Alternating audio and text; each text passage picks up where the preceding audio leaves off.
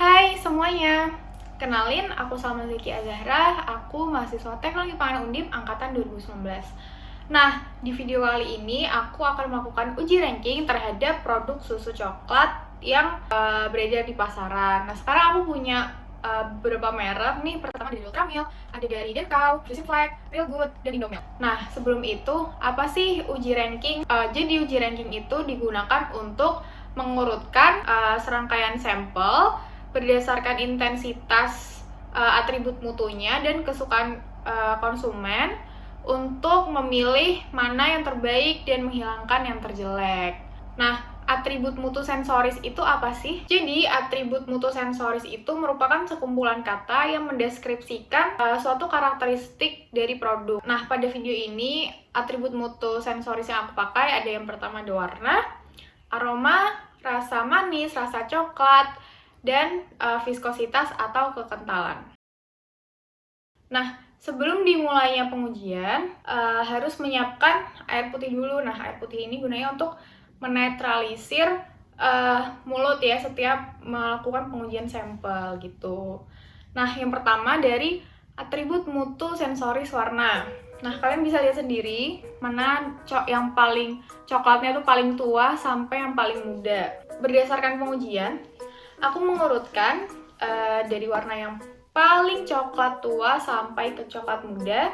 Yang pertama ada sampel 375, 154, 491, 216, dan 502. Jadi yang paling coklat tua, yang pertama ada sampel ini, 1, 2, 3, 4, 5. Pada produk pangan, atribut warna ini merupakan suatu yang paling penting ya, itu ya karena warna ini bisa memikat daya tarik konsumen, kemudian tanda pengenal, dan menjadi sebuah atribut mutu. Kemudian tingkat kesedapan aroma dari sampel 154. Ini aromanya coklat banget ya. Kemudian sampel 216. Kalau ini aroma coklatnya kurang, lebih ke aroma milky gitu. Kemudian sampel 375.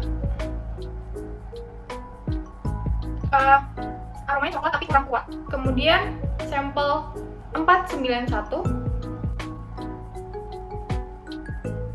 Ini juga lebih ke aroma milky dan sedikit coklat. Dan sampel 502. Ini aromanya coklat tapi juga kurang kuat. Jadi kalau aku urutin, nah sekarang kalau aku urutkan dari aroma paling sedap sampai ke tidak sedap, yang pertama adalah 154, yang kedua 375, yang ketiga 216, yang keempat 491, dan yang kelima adalah 502. Oke, sekarang masuk ke rasa manis. Aku cobain yang sampel 154 dulu.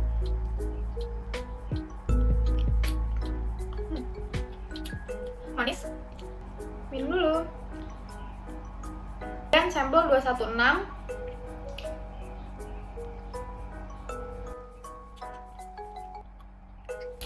Ternyata lebih manis. Ternyata ini lebih manis daripada sampel yang 154.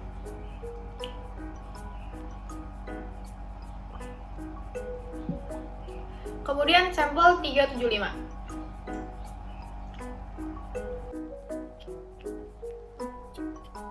Manis.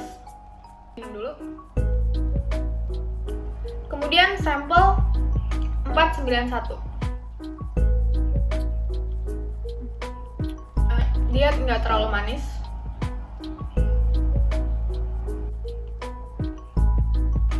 Yang terakhir sampel 502. Ini lebih nggak manis daripada yang sebelumnya. Oke, sekarang kalau aku urutin dari yang paling manis ke yang tidak manis, di urutan pertama ada 216, yang kedua 154, yang ketiga 375, yang keempat 491, dan yang kelima 502. Nah, sekarang kita akan menguji rasa coklat. Jadi rasa coklatnya tuh berasa nggak sih gitu kan?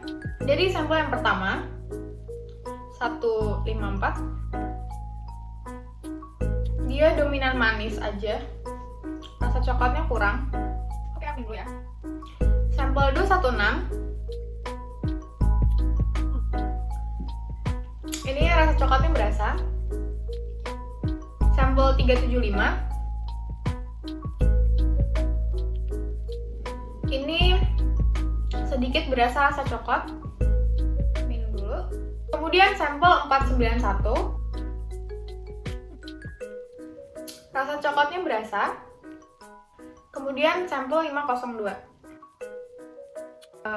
Ini coklatnya, rasa coklatnya cukup berasa ya. Oke, jadi kalau aku urutin dari mana rasa coklat yang paling berasa sampai yang nggak berasa. Di urutan pertama ada sampel 216. Di urutan kedua ada sampel 491. Di urutan ketiga ada sampel 502. Di urutan keempat ada sampel 375. Dan di urutan terakhir ada sampel 154. Yang terakhir ada viskositas atau kekentalannya di dalam mulut. Sampel 154. Dia teksturnya encer. Minum dulu. Kemudian sampel 216. Ini cukup kental. Minum dulu. Kemudian sampel 375. Ini sedikit kental. Minum dulu. Kemudian sampel 491. Ini kental. Minum dulu. Dan yang terakhir sampel 502. Ini kental banget.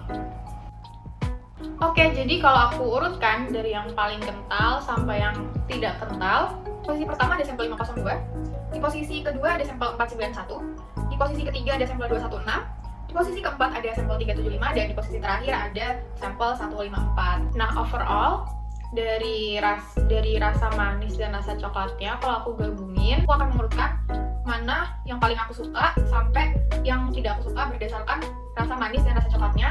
Yang pertama itu sampel 216, terus 491, terus 502, 375, baru 154. Oke, kita lanjut ke pembahasan. Oke, sekarang kita masuk ke pembahasan atribut multisensoris warna.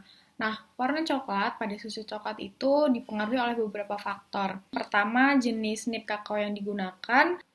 Apakah menggunakan kakao fermentasi yang warnanya coklat kegelap-gelapan atau kakao non-fermentasi yang warnanya itu lebih terang.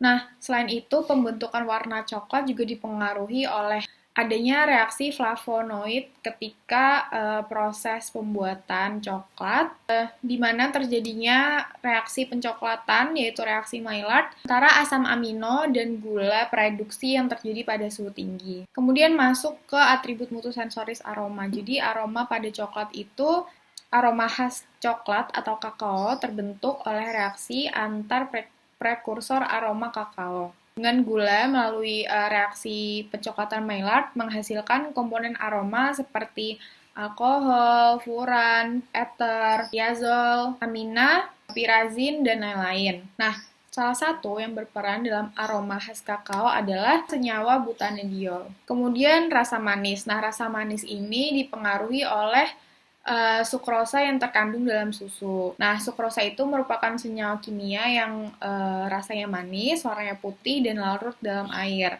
Nah, sukrosa ini berfungsi sebagai pemanis, selain itu juga dapat meningkatkan penerimaan rasa dari suatu makanan. Nah, contoh dari sukrosa itu adalah gula tebu yang sering kita gunakan sehari-hari. Kemudian ada kekentalan. Nah, kekentalan susu ini dipengaruhi juga oleh beberapa faktor, diantaranya itu umur hewan penghasil susu, kemudian komposisi susunya seperti kasein, lemak, dan albumin, kemudian suhu juga berpengaruh terhadap susu yang dihasilkan, di mana suhu yang tinggi akan menyebabkan penurunan kekentalan susu karena terjadinya clumping dari globula-globula lemak. Nah, selain itu, juga dipengaruhi oleh perlakuan pengadukan, di mana pengadukan yang cukup lama akan menurunkan kekentalan susu. Kemudian rasa coklat. Nah, rasa coklat pada susu coklat itu dipengaruhi oleh bubuk coklat yang digunakan. Nah, bubuk coklat itu kan berasal dari kakao ya, di mana kualitas produk olahan kakao yang dihasilkan itu sangat dipengaruhi oleh kualitas bijinya yang digunakan dan proses pengolahannya. Di mana proses fermentasi biji kakao akan menyebabkan perubahan senyawa kimia dalam biji. Nah, jadi ketika fermentasi itu, pulpa di sekeliling biji kakao itu kan akan hilang dan terbentuk prekursor flavor coklat. Nah, saat buah kakao dipecah, pulpa akan terkontaminasi dengan mikroba, sehingga proses fermentasi pulpa terjadi dengan memanfaatkan gula yang terkandung sebagai substrat metabolisme. Jadi, rasa coklat itu dipengaruhi dari biji coklat yang digunakan dan proses fermentasi pada biji kakao.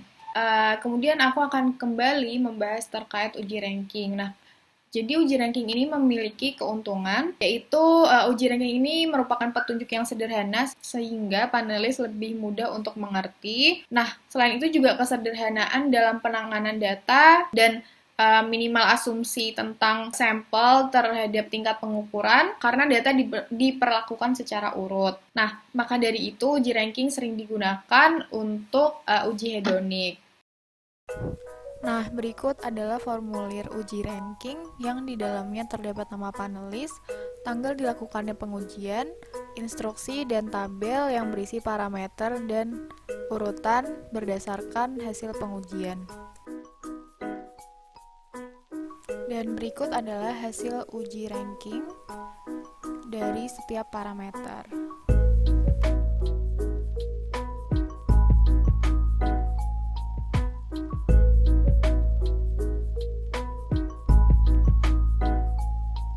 Oke, segitu dari aku. See you in the next video.